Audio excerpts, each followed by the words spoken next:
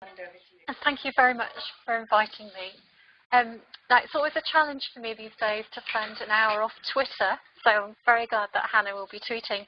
And the title for this presentation came from a challenge on Twitter, actually. So when this book came out in 2013, and Tilly Curran, who's the other editor with me, and I were both very excited about the book, and I was explaining to Sue that we also felt that because it includes the voices of academics, but also disabled children and young people and family members and so on, that we really wanted to push this book out there. So we were enthusiastically tweeting it out, trying to promote it everywhere that we could. And I had a tweet from an academic who I won't name saying, "We don't need this. It's all been done before. We've got loads of research about disabled children." And so I thought, okay, do we need disabled children's childhood studies? So that's what I'm going to try and talk about. I think one of the things for disabled children is that we need to be talking about disabled children all the time because the context changes all the time. So if you think about the last year and the rolling out of the education, health and care plans and the impact, we still don't know what the effect on disabled children's lives that's going to be having. So the context is so rapidly changing, and when in 2008 I started a project with Dan Goodley where we were looking at the impact of the new labour changes on the lives of disabled children. Even looking back to that project, the context is very different. And so although some things are changing all the time, and so we need to be talking about children's lives because things change, there are also lots of things that don't change in relation to children's disadvantage. So I don't think we can stop talking about disabled children's lives. So I think there is a place for doing that, whether it's disabled children's childhood studies, I guess, is, whether this is the way to do it, that might be up for debate, but we definitely need to be doing it. So I mentioned this book. I've got a lovely colleague who always says that my presentations are like some kind of infomercial. It says I'm always selling something. So I'm unashamedly selling this book, though, because this isn't selling me, I'm selling the people, the voices within the book. And that book came about in a really lovely way. We had a series of conferences that began at the end of the Post-Blair project that we were working on. And we wanted to have, I think inspired really by the conference here that Hannah runs, the Disability Studies Association conference. And at that conference, there are, surprise, surprise, disabled people. And we really felt that if you're going to have a conference about disabled children, there should be disabled children and family members, as well as academics and practitioners, all in the same space. And I think for some people that was a bit, I had no sense at the time that that would be a radical thing. But it was for some people, and people would come to the conference and be a bit confused by who were these people and why were they together. But through those conferences came the idea from the book, and also Tilly and I have published together a little bit more as well around this thing about disabled children's childhood studies. So saying that the authors of disabled children's childhood studies is one of the things that makes it distinct and makes it this emerging domain of inquiry, because the authors include disabled children and young people themselves. They include disabled adults reflecting back on their childhoods. In the edited book, there are some really powerful accounts from disabled adults explaining how it felt to be told that you'd never be a mother, or the expectation was that you'd never be a mother. We've got two disabled women writing back about their childhoods from different contexts, and the similarities around those sorts of expectations are enormous. So one person writing from Iceland and one person writing from the UK, and both having that same message very early on, that they weren't expected to have a relationship, they weren't expected to become a parent. And we've got family members who've written in the book, so there are mothers of disabled children writing in the book, other allies, activists, practitioners, and even we let a few academics have their say as well in the book too. So I think, as well as this idea that there are different authors to disabled children's childhood studies, we thought that there were three principles. So I'm going to take you through what we think those three principles are, but broadly, that disabled children's childhood studies starts in a different place from other studies of childhood, that it has a distinct approach to ethics and to voice, and that it troubles the hegemony of the norm. Okay, so I'll talk about the first one of those, and this idea of a different starting point. So if we think about traditional models of child development, they create a set of norms that at the same time as creating the norms, they create the problem of a disabled child. So they situate disabled children immediately outside of normal development. And discussion of disabled children is dominated by deficit discourses that concentrate attention on the impact of impairment. Further emotional development becomes a concern about parents and carers, the need for parental adaptation to this burden or the grief that they have around having a disabled child. And when the child is given a diagnosis, parents are thought immediately to become overprotective, or they fail to adjust or to adapt, and they fail to form secure attachments, and then the disabled children themselves are characterised as having formed insecure attachments too. And these concerns are presented as if they're completely natural responses to childhood disability, and that they should elicit sympathy for parents and for children. And Oliver and Sapie explain how these cultural practices have serious impacts. They overshadow the lived experience of disabled children and families' need for supporting resources and social change. So it's all about the impairment, it's all about the deficit, it's all about the tragedy, and not about the need for support and social change. And the dominance of accounts of normal development and normal childhood by mainstream childhood studies individualises all children's needs, actually, in ways that erase the social context that produce them. So the focus on diagnosis and parental adaptation produces an enduring cultural dynamic relation demonstrated by institutional charity-based service provision. Indeed, the perceived tragedy of disabled children's impairment has distracted professionals from direct engagement with disabled children themselves. And in some cases, this meant that the identification of serious and fatal institutional failures and family abuse have been missed. So the master status for a disabled child, if it's their impairment, it means that that's a barrier between professionals engaging with them. And Stalker and et al. Found that in services, so therapeutic services in the criminal justice system, the services often fail to take account of their needs, or even to seek the experiences, the direct experience of disabled children over things like abuse, because the presence of an impairment category meant that the child wasn't judged able to be able to give those views. So it can do some, if you focus primarily on impairment, it can do some pretty powerful things and unhelpful things in the lives of disabled children. So this cultural acceptance of a sort of tragedy story is very far-reaching. And so if you think about adoption, for example, the deficit discourses that permeate that space make prospective or adoptive parents unlikely to think about adoption in disabled children. So our aim in disabled children's childhood studies is to reject these deficit understandings and so start with different questions about parents and families. So our starting point isn't impairment and service provision. It's about children's and families' concerns about their lives. And that may move into thinking about service provision, but it's not the starting point. So we want to think about the inequality and abuse that disabled children have so often experienced in their lives. I think the second principle that we wanted to say was making something unique in terms of disabled children's childhood studies was the focus on ethical research design. And I know that that would be a concern for all childhood researchers, so we're not claiming that this is something that doesn't happen elsewhere. But we think it's a particularly sensitive issue for a group of children who already experience really high levels of surveillance in their daily lives from the professions, including teachers, doctors, social workers, psychologists, and so on.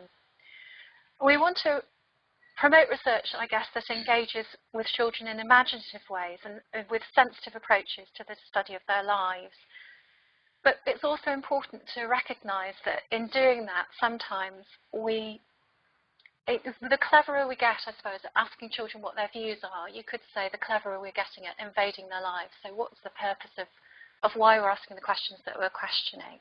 We're questioning. You know, that sort of thing a researcher will say they feel like they've got to the good stuff. You know, they've done something really clever with a methodology that's got to the good stuff. And you hang back and think, well, have we revealed things that perhaps they didn't want to reveal? Do we need to not always think, oh, I've done a good job, I've got a bit of good stuff, and think, no, was that okay? Was the way I did it okay? We also recognise and cannot resolve, I guess the thing about ethics is I want to say always that it's messy and it stays messy, but we recognise the tension between the imperative to listen to children rather than their proxies, while at the same time recognising that disabled children, like all children, live within families and communities. So how can we give ethical voice to disabled children in research by using distributed methodologies that combine ethically, sensitively and carefully the perspectives of the child and those significant others in their lives? In the book, in Disabled Children's Childhood Studies, I love all the chapters, but one of my favourite chapters is David Abbott, who's a researcher that some people might know, who's at the University of Bristol. And he gives a really thoughtful and sensitive and honest account of being a researcher with disabled children, young people.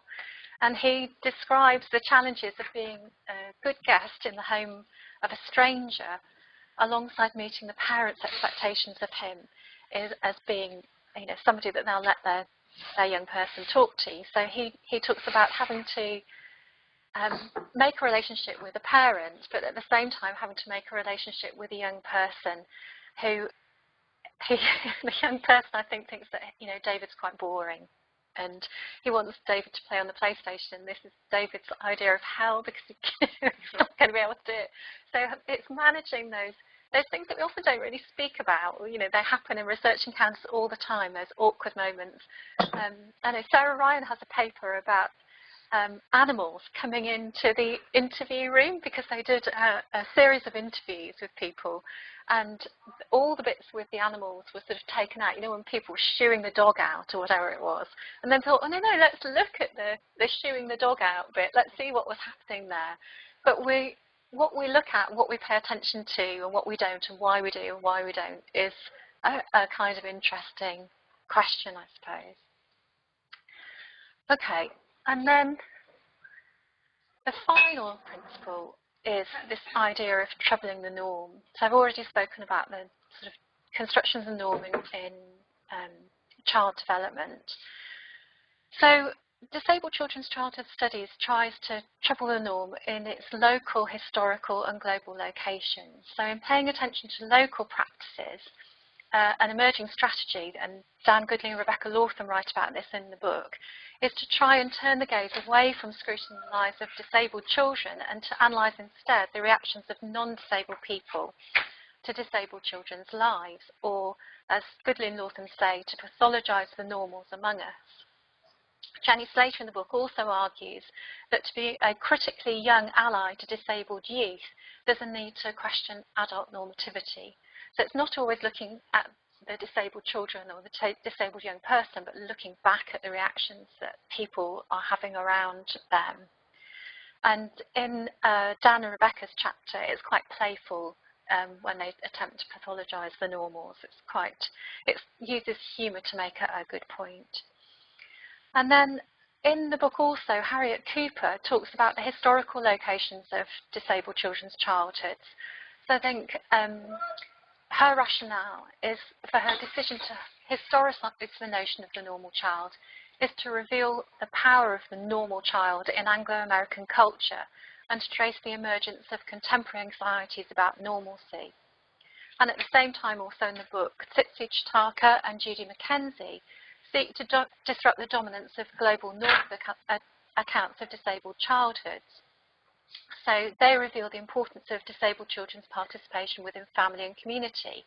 And they contrast this, they're writing from Africa, and they contrast this with the individualistic preoccupation of the global north. So Tsitsi has argued here and elsewhere that there's a need for an open dialogue between global north and global south in order for a truly global disabled children's childhood studies to emerge and to flourish. So as disabled children's childhood studies offers different starting points for inquiry, it also offers different approach for analysis, and one in which norms are troubled and historical and global locations are made visible. Often when I've reviewed journal articles, I have Sean Grett to thank for this actually, but once you become attuned to the fact that if people write from the global north, or particularly from North America or the UK, they never say a word about their context. If they write from the global south, they're expected to devote half the paper telling you about the context. So I think we always need to make that explicit and not assume that everybody understands the context in which we're working. Okay. Now, so that was kind of where we got to with disabled children's childhood studies. And then I'm just going to move on to some more recent work and to a bit of rethinking what I was thinking. I think I can remember probably the first Disability Studies Association conference that I came to, and I can remember an academic saying, I used to think that and now I think this. And I was doing a PhD and I was quite surprised that someone would suddenly have changed their mind. And now I've got to the point where I think you do change what you think and things do develop. So although I really want to hold on to that idea of troubling the norm, something happened at a Theorizing Normalcy conference where we've been talking about, everybody's been talking about troubling the norm, and somebody said, but I just want to be normal. I do want to be normal. Lots of people want to be normal. People want to have normal lives. And here you are, you're busy troubling this thing called the norm, but actually, I just want people to see me as normal. And so we had to, and at the same time we were starting a research project where we were working with people with learning disabilities, and one of the strands of the research was working alongside a self-advocacy organisation. And almost the first thing that somebody said to me was, to treat me equally, you have to treat me differently. And there was a lot of talk in the self-advocacy organisation of being just like other people. So they weren't saying, oh, we don't care about the norm, we want to trouble the norm, let's throw the norm up in the air, let's make it a problem. They were saying, we are the same, we want to be that. So we kind of had to have a bit of a think about how we were going to respond to that. And so a bit of this work is in this paper that I've popped up on the screen with Kirsty Liddiard, and there's some other papers as well where we've been trying to think through this idea. So we've been thinking a bit about the relationship between childhood disability and the human, revealing the historical markings of childhood disability as an object of curiosity and fear that have rendered disabled children as non-human monsters. Our aim has been to refuse social and cultural contexts that mark disabled children as monstrous. And we've been drawing on this idea that I'm going to try and explain of the dishuman to try and reclaim the human. So, I'm on the right one. So in this work, we fundamentally believe that disabled children are key agents of change in rethinking about how we might live our lives, enact educational policy and practices, work relationally, and rethink key human concepts such as development and family. And we have to acknowledge there's a huge body of disability studies literature that has documented the abuse, neglect, and marginalisation experienced by disabled children and young people. And our recent work has been extremely influenced by what happened to our friend. I know lots of people have been involved in this here, but to Sarah Ryan and her son Connor, who I'm sure people know about Laughing Boy. Some people do, some people don't. So at the beginning of the project, Sarah Ryan is a disability researcher in Oxford, and her son Connor, who was a young person with learning disability and epilepsy was left alone in a bath in a National Health Assessment and Treatment Unit, and he had a seizure and he drowned. And after a very long campaign, his death was found to be preventable. So through a careless care, through a lack of care, his life was lost. And at a time when we were doing a project asking about the lives of people with learning disabilities in a time of austerity, we suddenly had a story, a thing that happened that was showing in very stark ways the way that disabled people with learning disabilities are devalued and not cared for. So from this terrible death, there's been a campaign for justice for Connor. He was known as Laughing Boy online. His mum wrote a really lovely blog about him, and his family nickname was Laughing Boy, so it's Justice for LB. And just before Christmas, one of the things that culminated from the project was the Mazars report that you may have seen, where it was found that the health authority that was caring for Connor was failing to investigate the deaths of people with learning disabilities. So it sends out a very clear message about how the lives of people with learning disabilities are valued if when they die we don't even bother to find out why. And then after Christmas, the Guardian did a freedom of information request and found that, sadly, not surprisingly, it's not just one health trust that these practices happen in. So it's a very stark place to be, really. So we felt that what happened to Connor, I should also say actually that it's not just Connor. There are two other current campaigns, Justice for Nico and I Am Thomas, so two other young people, one who died in an ATU and one who died in a care home. And again, they were entirely preventable deaths. The inquest have shown that they're preventable deaths. So it's not a one-off, sadly. Okay. So for us, the Justice for LB campaign, so this campaign for justice that has grown, it's got a really strong social media presence after Connor's death. There's also been a real demand for us to think again about how we value and treat young people, disabled and non-disabled alike, and how we understand our humanity while still valuing diversity and difference. So we share Rosie Brodottie's disillusionment with narrow versions of the human norm that stands for normality, normalcy and normativity. And this leads her to describe herself as anti-humanist. So like Brodottie, we're critical of narrow concepts of the human that overshadow the lives of disabled people. However, in a political context in the global north, where human rights-based discourse is often evoked to assert the rights of disabled people, we find ourselves not yet ready to abandon the category of the human in the lives of disabled children, young people and adults. Rather, we want to try to remain critical of the category of the human at the same time as we claim the human. So a bit like responding to that thing about I want to be normal. It's not about just getting rid of normal, getting rid of human. It's trying to trouble how those ideas are understood. And we think that disability has got a radical potential to trouble normative, rational, independent, autonomous subjects that's so often imagined when the human is evoked. And so our engagement with this idea of the dishuman is driven by our professional and personal association with the politics of disability. And our dishuman positionality is not, even if such a thing were possible or desirable, theory for theory's sake. Rather, it's an attempt to respond to the lived experience of disabled children and families in a contemporary social and global North context that's a disabling world.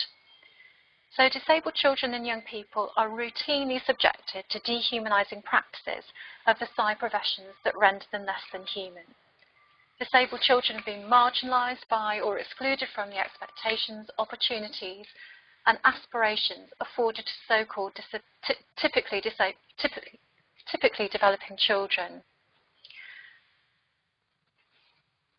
So what we're trying to do with the idea of the dishuman analysis in the lives of disabled children and young people is to try and claim normativity in childhood, so in play, development, family relationships, while simultaneously drawing on disability to trouble, reshape, refashion neoliberal models of childhood as a time of preparing citizens to be future contributors to the global market.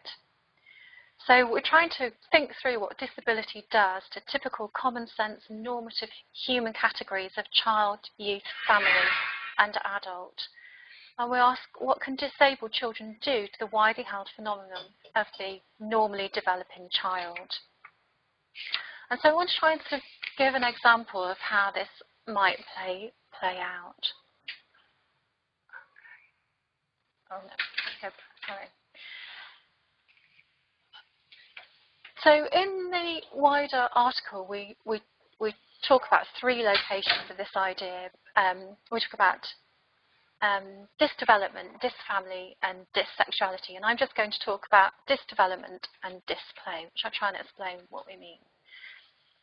So in the global north, play and development are closely tied together through the practices of developmental psychology that permeate health, education, and social care services. Play in childhood is natural. It's deemed to have an intrinsic value, valued for its own sake, but at the same time to have an extrinsic value as the means to an end. And that end is generally thought to be progress towards the goal of normative, productive adulthood. Play has been systematically categorised by type and stage along a typical trajectory, and failure to play properly is a risky business as it raises red flags for atypical development, difference, disorder, and even monstrosity. The disabled child finds himself in a precarious position with regard to play if they're not engaging with play in normative ways. So he or she is the displaying child. At times, it's necessary to emphasise the playing side of the binary. So if you think of, there's the dis and the play, and sometimes we want to talk about the play to assert that disabled children play too. And it might seem amazing to you that I would suggest that we needed to have that conversation. But if you take, for example, Jenny Linden, who's written a lot about play and really well about play, in her book from 2001, she has a section on do disabled children play? So that's quite a stark revelation that early years practitioners might even ask that question. So we need to be claiming the norm. We need to be claiming that disabled children play like other children. But that kind of focus on play has led to things like John and Weiwei's Guide for Accessible Play Spaces for Disabled Children. So disabled children and their allies often find themselves in the position of having to remind others that disabled children do play just like typically disabled children, but at the same time they have to ask for adjustments, they have to ask for accessible environments and play spaces to be included. So doing 2 sort of contradictory things at the same time, because they're having to say, I'm just like you, I play just like you, but to play just like you, I have to have something different. So it goes back to being in that self-advocacy group. To treat me equally, you have to treat me differently. So I'm the same as you, but you have to treat me differently. And you're holding those 2 things in tension all the time. And that feels like quite a difficult position maybe to be in. So development obviously is linked to play. So we've linked development to display. So in England, I think it's still the case, it certainly was a few years ago, that every parent of a newborn baby is given what's colloquially known as a red book, the personal child health record. I think we're still going, yeah. And the idea is that the parent maps the child's development, including weight and height, alongside other developmental milestones, such as crawling and walking. And I have a particularly uncomfortable relationship with that red book because I'm the mother of a non-typically developing child who didn't, fit on any of those trajectories. And I've also met other parents who've had sort of similar experiences. But if you have a child with Down syndrome, you're offered an insert into the red book because there's an expectation that your child won't be mapped on. And while the insert states that babies and young children with Down syndrome have just the same needs as any other child, it also offers a checklist for the usual developmental progress of children with Down syndrome. So the child with Down syndrome has just the same needs as any other child, at the same time as having a different, slower developmental pathway, requiring the provision of a separate checklist for parents to track their child's development. So you might see the addition of the insert as a focus on development. It's allowing you to hold those two things in tension. Again, it's talking about development, but different development. But the focus on normative stage typical development in the lives of children with Down syndrome does little to trouble the concepts of norms and typical development. So it actually reinforces the development side of development.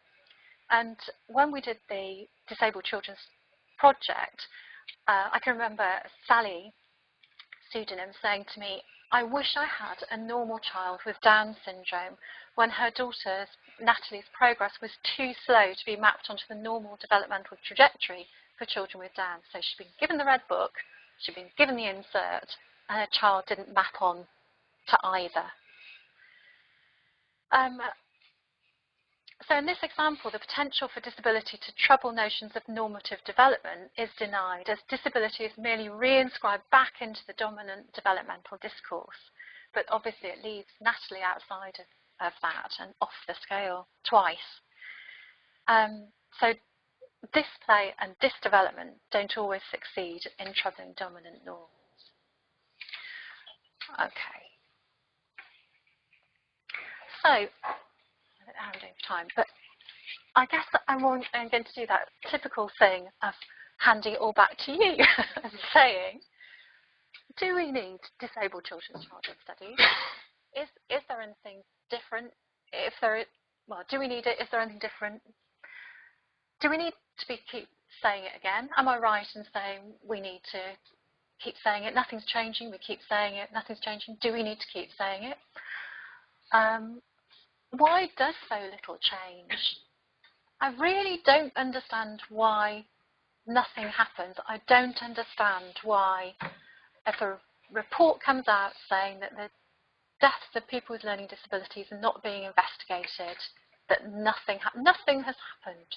Why does nothing happen? If a report comes out that says that outcomes are poor for disabled children and keeps coming out, why does nothing change? Why are we still having the same conversations? I really don't understand that. What do we need to do differently to make people respond differently to the things that we're telling them? And I guess so, what do we do next?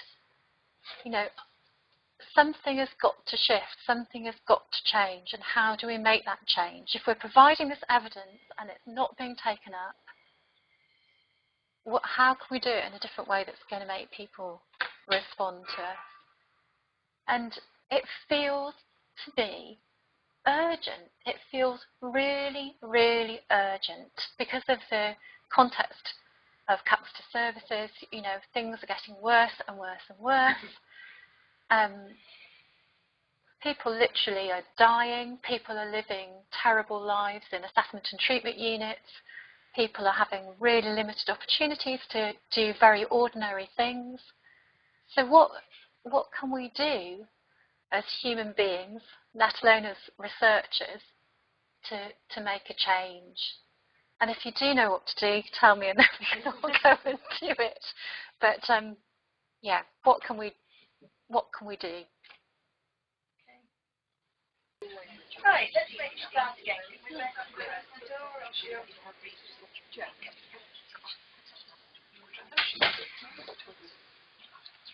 Okay, well, Katherine gave us some very interesting, challenging aspects of this to think about, and I'm sure everybody will get answers to that. And also questions. So I'd like to take questions from the floor, please. And we'll move to the online participants. And I should say welcome Lisa Morris, who works in sociology, and who I think has just joined us. Okay, so questions, thoughts, queries. I've just been asking Katherine about how you then research children with disabilities, because I'm struggling a bit with that. That's my job. questions and thoughts with me. Well, that would be quite an interesting point to start if you hadn't covered it earlier. My apologies for being late. So the question about research. Can you repeat what we just spoke about? Oh, Okay, yeah. I've done some research about children with visual impairment, because I'm still old school at the moment, with visual impairment, and how they use digital technologies for learning. And I'm now writing a bigger bit, looking at sensory impairment, but I'm also very much on board with this approach, and I'm starting to use it quite a lot in my own work. But I'm thinking, how do I then reframe what I'm doing to take account of it? And I was talking about when we had the project called Does Every Child Matter Post Blur? The Interconnections of Disabled Childhoods.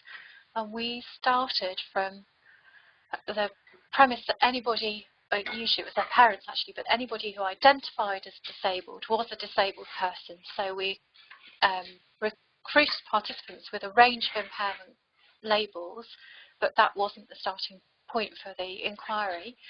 And that what they shared was the issues around education, health and social care, because most of their concerns were about those things. So children did speak about their impairment, but often in passing, I've got wobbly legs or something. So for lots of children, it seems to me, not for all children, but for lots of children, their impairment isn't their primary focus of concern. And in the book, Freya talks about living with an impairment that she thought was completely ordinary. She broke a bone every month, and she thought that was ordinary. And as she grew up, she was taught that that wasn't normal. She thought it was as ordinary as wearing glasses. So for her as a child, that would not have been the starting point for learning about her life. And the other thing I think is that different impairments have different effects, and different impairments have, but they can have sort of common effects. So if it's about mobility, then it could be linked to one impairment, or it could be linked to lots of impairments. So it might be that you want to look at the mobility issue, not the impairment category. It might be possible to do it that way. But I guess it's about trying to go back to the question, when we're setting research, whose concerns are we responding to? Is it the concern of the funder, probably, the commissioners, the service provider, the child, the parents? And of course, all of those concerns need to be responded to. I'm not saying let's never do an evaluation research about a service again, but if we're going to do that, that's not for me a project about disabled children's lives. That's a project about research evaluation. And that's the question, or the problem, I suppose, that I would want to pose at the beginning of the research. So let's at least be clear about why we're doing what we're doing and for whose benefit we're doing it for. And if it's not for the benefit of the child, and it might be for the benefit of the service provider, that's okay. But, we need to be clear. Thank you. It's really interesting. Rebecca. So I have a question from Dawn, who's joined us online. She says, I think we do need disabled childhood studies because there seem to be more of these children in mainstream schools, and teachers and other children need to know how to work with these children rather than tolerate them. I don't know how to move forward, but we need to teach children to see disabled people in a positive light. I'd agree. I was saying to Hannah before we came in that Sarah, Connor's mother, had tweeted something about a proposal to build a 40-bed unit for people with learning disabilities. And she said, we need to think about people's lives. We need to start with lives. And I think, God, do we really need to be saying that? Do we? And we do. So it's got mixed up in service provision. So we can't imagine disabled children's futures outside the limitations of service provision. So we don't imagine their futures or encourage them to imagine their futures in the way that other disabled non-disabled children do. You know, if a disabled young person says they want to become an astronaut, you can bet the bottom dollar someone will say, oh, no, you can't become an astronaut. You wouldn't say that. Most people are not going to become an astronaut, you know. It's all right to dream, you know. You're not going to become Robbie Williams necessarily, but it's okay to have those aspirations. But the conversations in education are all about, well, where can they go? Not what would they like to do, what's available. So it's changing the conversation, I think. Just asking the questions, the ordinary questions. When my son was moving to post-16 education, because you have to do these things for the benefit of the local authority, and I had to rule out residential special. And so our connections worker, our transition worker said, you must go and see a residential special school. And I rang and they said, what's your son's diagnosis and does he have challenging behaviour? And I thought, I can't possibly go. I cannot step over the threshold of that place.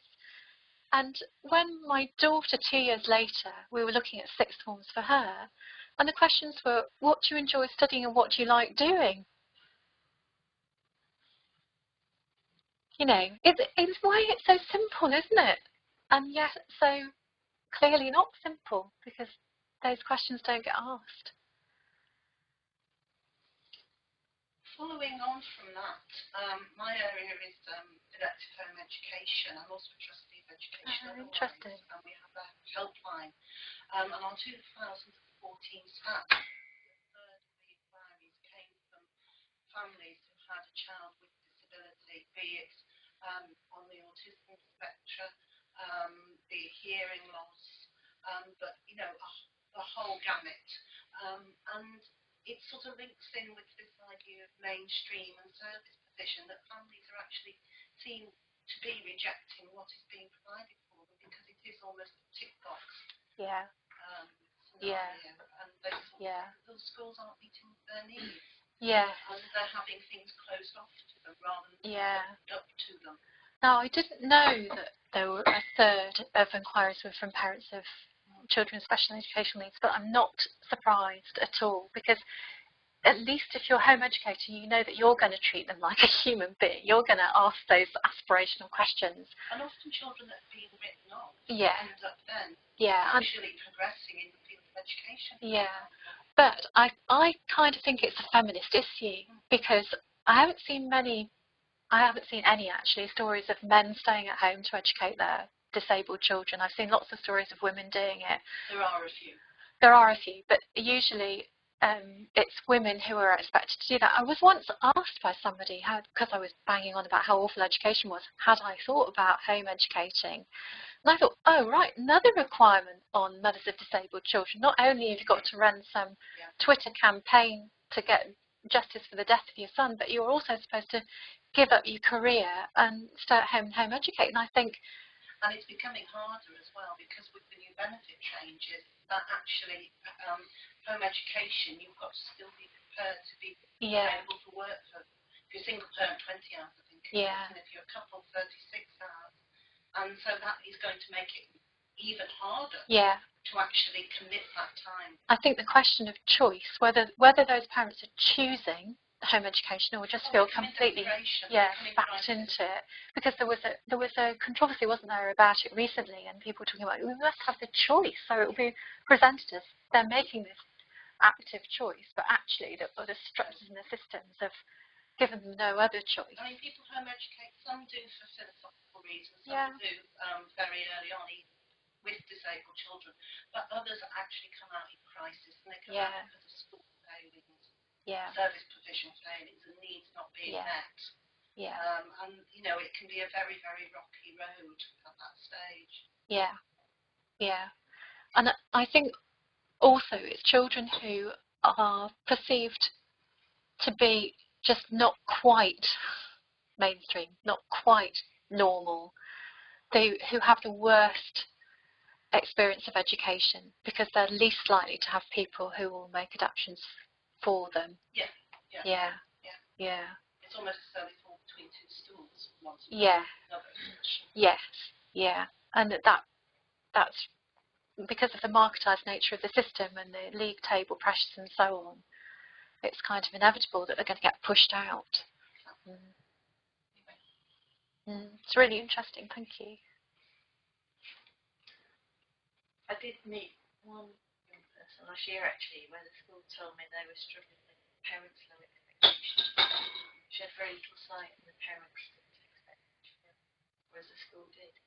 So that was the other challenge. Yeah, I've got another thing about that from my experience, is that I can remember going to a conference about transitions for disabled young people, and an interesting thing about that story was I was invited as a parent to speak about transitions, and the first thing I did was say, when were you invited to this conference?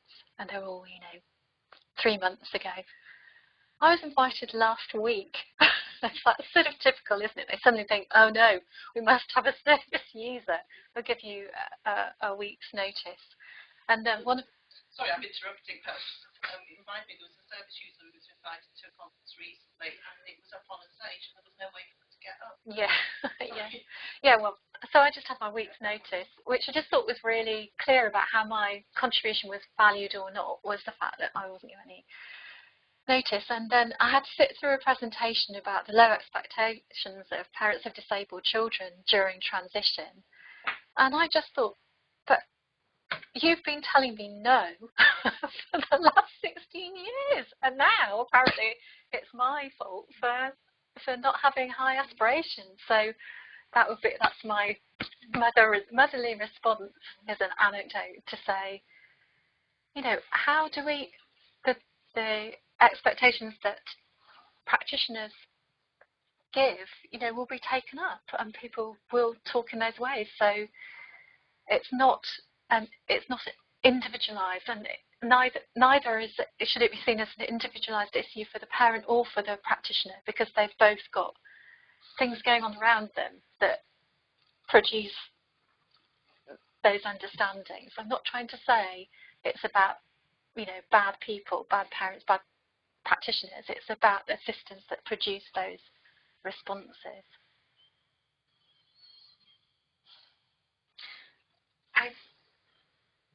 I was coming, I suppose, to your final question, which was a statement of surprise and shock. Do we still have to ask these questions? And I guess coming from a social work perspective, I think we do, but actually just about the state of childhood, because this isn't particularly my area, but in the area that I do work in, again, you hear continuously horror stories, and you think, is it possible that children in this country can live in these circumstances, and that almost there's an expectation that that's okay. So either children in poverty, do work with sort of asylum-seeking and trafficked populations, where inhumane conditions, and yet actually it's a kind of something that everybody sort of knows about. When you look at the sort of UNICEF rankings of child well-being, how very low down we are in the United Kingdom. So I suppose my sort of answer to you is I actually think it's about the state of childhood, and then you add in additional and I think components to that. The sense that the norm, that normal child, the mythical normal child, the notion of who fits into that category is so tiny that lots of children fall out of it for lots of different reasons. So, intersections of disability, poverty, migration, forms of marginalisation. So, we have this notion, and I think the way that the education system constructs normal childhood is just making almost everybody non-normative and a problem. So in a way, perhaps it will implode. If there won't be anyone left who fits that, myth. Well, there isn't anyone who fits that myth. I think it's broader than just an educational response, but I mean the social social care response is very clear. Yeah. So conceptions about what it is. I guess that the work then is to try and disrupt the notion of the norm for all children. It's about diversity. Yeah, I agree.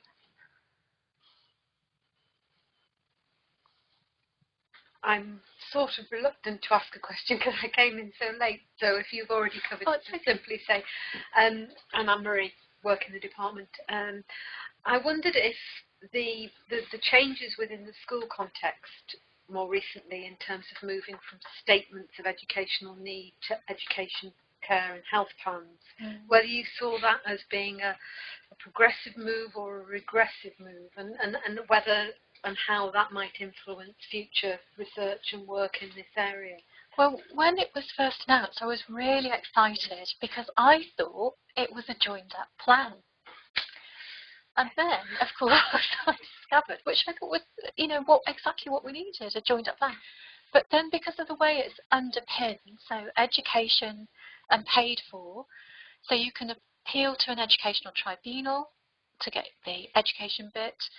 The health bit has to be delivered, I think, by your local health authority, but you can have a social services assessment, but that bit doesn't have to be delivered.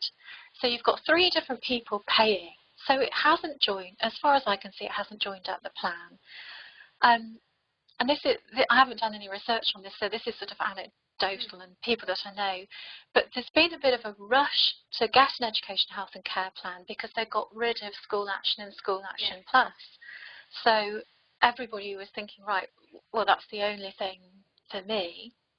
The other thing, because my PhD was about parents' experiences of special educational needs and disability tribunal, and the other difficulty seemed to me the way that the plan is now constructed, because a statement was a formal contract between the local authority and the parents of what would be delivered, and so you can challenge a legal contract, and they were universal across the country, but each local authority has developed their own education, health and care plan. So I don't know, because I don't think any research has been done, but I wonder, does that make it a much weaker legal document and much more difficult to challenge? And it was supposed to end this, wasn't it? It was supposed to end this adversarial system. I don't see any evidence of that having happened at all. I mean, I was interested in that particular aspect, but also I happen to be a governor at a special school, so I was interested in it from that perspective. Yeah. And then picking up on the last elements that you were talking about in your talk in terms of whether the fact that there's the education and that element of joined-upness seeming to be a useful way forward, but actually educationalists talking about things in certain ways, healthcare professionals talking about things in certain ways, social care professionals talking about things in different ways, and in terms of the normative components around those 3, and also what's the dis in each of those, so it fascinates me, I think. Well, it was supposed to be that those educational health care plans were supposed to be developed with person-centred reviews, weren't they? Well, I mean, that's right, and just for those who are not necessarily familiar, in the school that I'm a governor, we would perhaps have a child who is not able to certainly verbally communicate, and yet this element of was framed within the Lancashire context of all about me. Yeah. So the child, and it had to be written as if the child had written it or spoken it themselves. Yeah. I would like to do whatever it is, and I would like to be an astronaut. Yeah.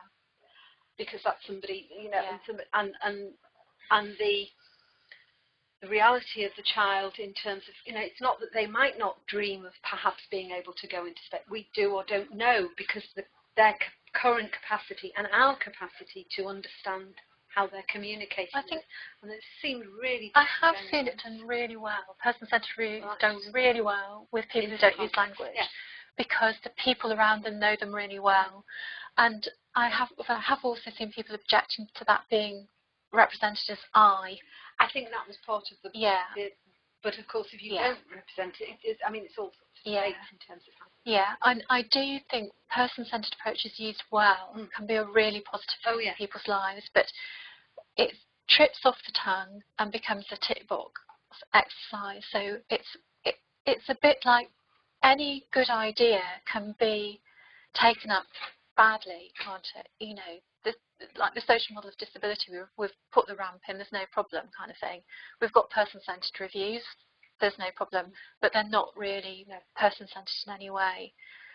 And I think this constantly sort of naming of the person almost reminds you that not everyone needs to be called a person because they just are.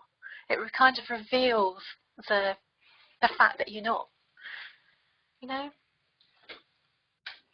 I don't know if I'm expressing that very well, but it's just that. It's like transition.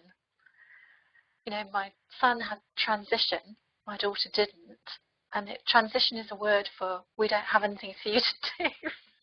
You know, so we're going to name it. I think Sarah Armour calls it non-performativity, when you name something so you don't have to do anything about it. So it's like person-centred planning can be done in that way. We've named it, now we don't have to do it. Transition, we've named it, now we don't have to do it. And of course, I suppose it's like a lot of areas of research where there would be terms. So I've come from a meeting which was talking about university context of students, and we've actually appointed this year a transition officer because transition is being used potentially in a very different way, in a different context. So again, and that person-centred might be used in other contexts in other ways, but it's the claiming possibly of a term for a specific situation, which allows it then, from what you're saying, in a sense, to become invisible, or we haven't got to deal with it. Because actually we've joined everybody else, but actually we're not joining them in the same way, if that makes sense. We've got a form for it. So, you know, we don't need to do it now. We've filled the form in.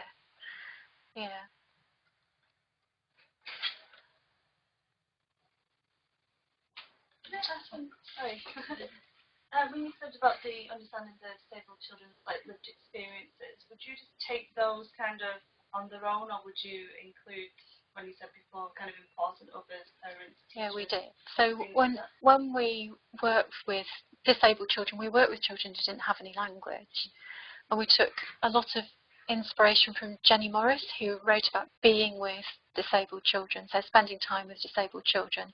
But we did talk to people closest to them, and I know that some people would see that as problematic. But again, this is from my experience as a mother of a disabled child, that sometimes people come in and they say, I want, you know, his voice, I want his voice.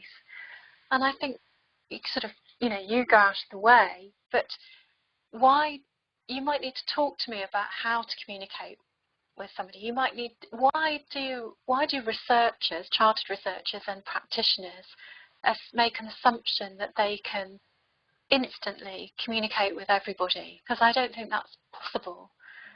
And sometimes things need contextualizing. And I think that there's a myth that we're all independent, and we're actually none of us independent. And if we understood everybody as being interdependent and everybody as being networked in and having people who support us and work alongside us, that would solve some of the problem really of pushing families out.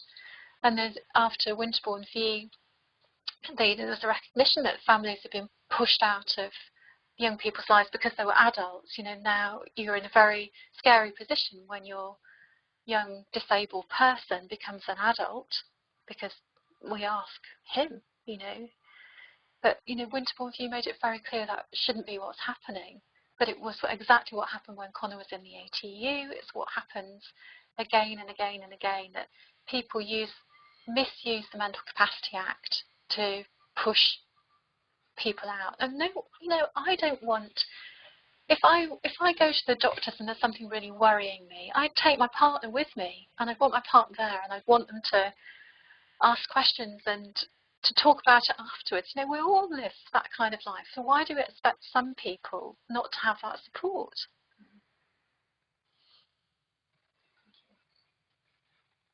Yeah, did you have a question?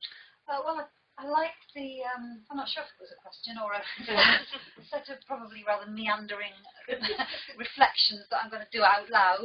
But I was really struck by the Red Book discussion, because that seems to really ground this issue about trying, and I was also trying to respond to your challenge to us at the end about how to do things differently. So I was taking that very, very sort of closely in relation to the Red Book. So what are the options?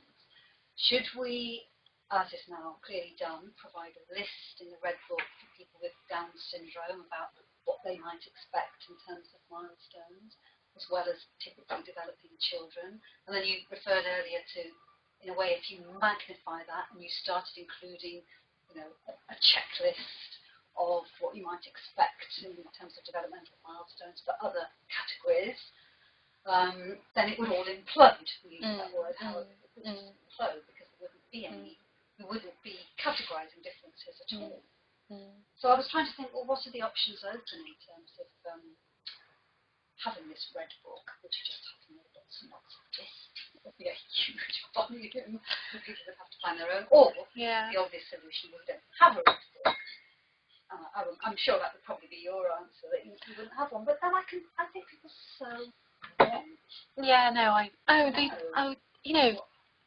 goodness me, being the mother of a non-typically developing child, and we have a really competitive, anybody who's a mother here will, or even father too, will know, that thing you see it on Facebook is like some kind of public record. We don't need the Red Book. You can just look at people's Facebook profiles. And interestingly, Hannah, people in disability studies doing it, which I find really, people who are really critical about this stuff, and then they've got 10 words. You think, hang on, everything you write is really critical, but for your child, no, you'll go on and really document it. So, yeah, no, let's get rid of the Red Book and we'll just have Facebook, because people are narrating their own lives in relation to their children. I think actually some kind of narration would be the answer, because you could record different things, couldn't you? You could record the things that were important to you, maybe, and you're not doing it against some line that you're falling way off. I'm not as a mother, so therefore not aware of the Red Book.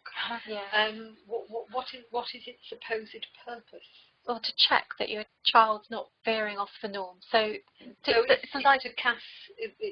to pass responsibility to you as the parent to check. You're recording. You're doing the recording. You're going and getting a baby weighed, and then with you. The health visitor comes and sees you and goes, "Oh, that's very good. You're going up the line," or "Okay, the baby's rolled over or crawled or walked." Yeah. The health visitor wouldn't be in a position to. No, they do. They mark some of the way in. Initially, the first kind of few weeks, the midwife. There's a kind of growth chart for weight and height as well, and then it's towards the end that you start to do the kind of crawling, walking. But I think they're kind of awful. I think as parents, you've got enough things to kind of stress about. Trying to map the child on everything under the sun is. But for the health visitor, it's sort of, there'll be like a red flag up if you haven't rolled over by whatever it was and crawled by whatever it was. Then so that's a red flag. You would then check whether your child could roll or crawl. They'd be checking, were you parenting properly? Oh, right, yes. Okay. That would be the first response. And then they'd be thinking, so is it neglect or is it disorder, is the question that they begin with. Or is it a decision not to fill in the Red Book? Yeah. Sorry. No. I attended the lecture once where we were very prescriptively told a child will do this at 9 months, this at 12 months. I ended up putting my hands up at the end. I've got 5 children. Not one of them followed that recipe you're giving. But I said, it would be seen as a cause for concern that they're not doing that. I mean, the very growth chart, the difference between a breastfed baby and a bottle-fed baby. There's a different thing for that as well now. Is there now? There's a different chart. Same one. Exactly, and there's a big difference, isn't there? No, there's a different. My latest child I went 2 years ago, there was a different one for that. But no, like you said, I think if you've got problems, surely you would contact someone rather than, I don't know. I don't like them anyway. No, it's interesting, isn't it, that that's something that affects everybody. So suddenly everybody's aware of something that continues to affect the lives of disabled children, young people and adults. That continues to happen to you for much, much longer. But, there's quite strong reactions from all of us. Oh, I hate that robot. Oh, it was awful. And you think, that would be how it would be when you do your ESA form, your PIP form, your you continue to be in that world. I know some people have to go early. I'm just looking at the list of questions, Katherine, that you've put there about the other situation which they would apply to. I'm thinking to gender studies, sexual orientation, things, you know. Yeah. There are a number of different agendas. I was thinking about how these intersect.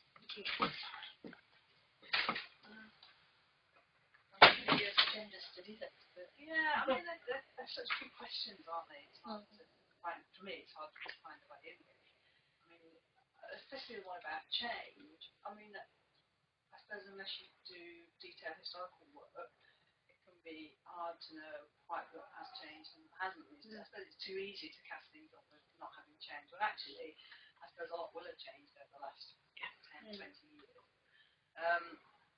And it continues to change, and change isn't usually linear, is it? You can take steps forward and then steps back and that kind of thing. So, I agree. So, I mean, you see parallels in any work that looks at young children. I suppose some of it's been said before, you say the changing context means that it's not always been heard or it doesn't need to keep being said again. They're huge. It's hard to know where to start with. So we'll do what next one. I suppose as well with the change, it might be kind of who wants what to change as well. You know, is it the children or the adults looking back wish this had changed and it's not, or is it the parents that want better access and things? I mean, I suppose it depends on what or who wants changes, because that should change over the years. There's this issue of what outcomes you want from changes as well. Exactly, yeah. What's the expected outcomes if you do change something? Yeah, and that might not happen, so it might just be like there's still a problem, so it might still be like as if something hasn't changed, but again, like I said, it might not be the outcome people were expecting. And the trouble is with a lot of this, you sort of give the child the impression it's going to fail, it will fail. Mm-hmm. It becomes self-fulfilling prophecy. Yeah. I think we're staying, one of the things that it ties in something I've looked at, which is community and non-institutional, talking about learning, and sort of homeschooling was of interest to me, but the idea of, the standard model, and you said like nobody really fits the standard model, but that's what the whole point of it is, to try and create standard models, because there's no benefit to something other. And I think on the change, I looked at the tweet for Justice for Laughing Boy, you could see that there was a wealth of a campaign, and like the thing today is, or whenever it was this week, is going to speak to Jeremy Hunt, and it's kind of, no matter how broad the campaign, it comes back to the same structural change, because there's very little Jeremy Hunt can do. I mean, he can put things in place for a particular inquiry, but the structural change of things. So the idea of the Red Book going to Facebook, I thought was an interesting thing. On the drive up here this morning, there was a big thing about Facebook. So Facebook have introduced this this morning or this week. They've introduced this nominate your 10 best mothers. And so there's this thing about what's a good mother, and so there's kind of already this thing's going on. But once you leave into those social campaigns, they can be quite terrifying, and if you leave them to state control things, they become quite restrictive and normative. And then that space in between, where you've got like the best of both, I suppose that's somewhere to go. And in the thing that sorry for going on, but in the thing that we designed, it was an online non-institutional space, and one of the things that opened up quite early on, it was a thing called Hearing Aloud, and there were families in West Yorkshire who had children who had been diagnosed with mental illness, a whole range, and some of them were children, some of them, but they'd all been considered adults because of the age that they were and the support that existed. And what they found, because they worked quite a bit with them, but what they found was that they were either medicalised or problematised, and there was no space to just go and chat. And they made a link, they created a course online, they linked up with this guy who's had a documentary called The Doctor Who Hears Voices, and there was this really radical, different way of parents dealing with parents about their children that nobody else could know. And that sort of then gave them a sense of being in space that I thought was interesting, but it had to happen in this isolated. They made a statement, they built a fort almost of themselves, they thought up of things. And I thought it was a shame that that's what it came to, but it was also empowering to be around them and to see that that's what they were doing. They all changed who they were, I think. So I suppose that my point on that is, where does change? What change do we want? Do we want organisational change that's the same change? The same organisations, but they change what they do, or do we want to get rid of that organisational ownership and say that this has got to come out? It's got to be flattened. It's got to be. I don't mean flat. I mean flat. Hierarchy's not gone down, but there's got to be an extension of who's involved, and how that looks and feels. If that makes any sense. Yeah. It did to me as it was. I think it's kind of a bit on what you said is the challenging what is normal, because like everything we've spoken about are kind of these, you expected to do this by a certain age, you should be here, you should be doing this, but like you said, not many people fit those boxes. So I understand there's a lot of research on those, but I mean, could they not be more kind of guidelines than it is? Because they're kind of restrictive, especially in education. You've got to, and they've moved the guidelines as well, haven't they? So children have got to reach higher standards than they used to, and I think it's accepting that kind of people are different rather than trying to look for the people that are not different, and then identifying that, and then kind of sometimes not knowing where to go then from there. So it's kind of this. Or the parents being involved and the children being involved in the creation of the guidelines, rather than a red book, Exactly, some kind of.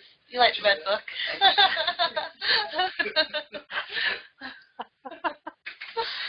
But it's interesting, because what you're saying, I think, is that there's become a normative standard for all children through school in terms of overly assertive as well. Yeah. So it's kind of a broader debate. Yeah, it is. Yeah. But I think that, I would say this, but I think that we should always be thinking through disability, because I think disability allows you to move into those border debates. It does something. It's got real potential, real disruptive potential, because we should always be thinking about disabled people, not as an add-on, but when we're thinking about about a full range of diversity, not as something that we stick on at the end.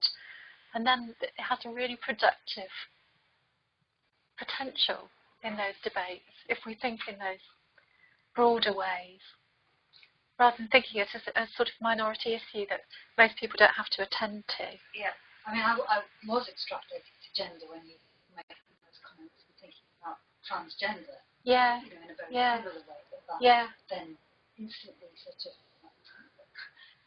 troubles normal gender categories. Yeah. And in the same way your statement about to treat me equally, you have to treat me differently. Yeah. It's becoming about you've got to recognise the difference and become extra sensitive to the difference in order to then work back to the equality. Yeah, and I think that disability studies is a very exciting disciplinary area because it makes those connections with other areas. So there are people who are interested in bringing together disability studies and gender studies or stuff around sexuality or critical race stuff. So there are people working at the intersections. And I think that's probably the most productive way of working, really. And given that, Dan and Rebecca talking about turning the gaze, so it's turning the gaze back on the norm, and there are lots of people who need to be doing that, not just people who identify as disabled people.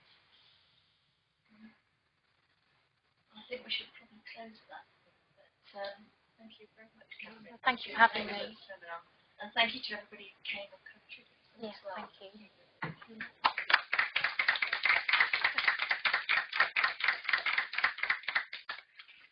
Okay, well, the next seminar we have is on the 17th of February, and it's Keith Turvey, who's coming from the School of Education at the University of Brighton, and he's going to be talking particularly on the methodology he's been using. And the talk is called Teachers' Narrative Ecology with Professional Development with Digital Technology. So I think there'll be more focus on methodology next. hopefully a good compromise. Okay, thank you very much. Thank you.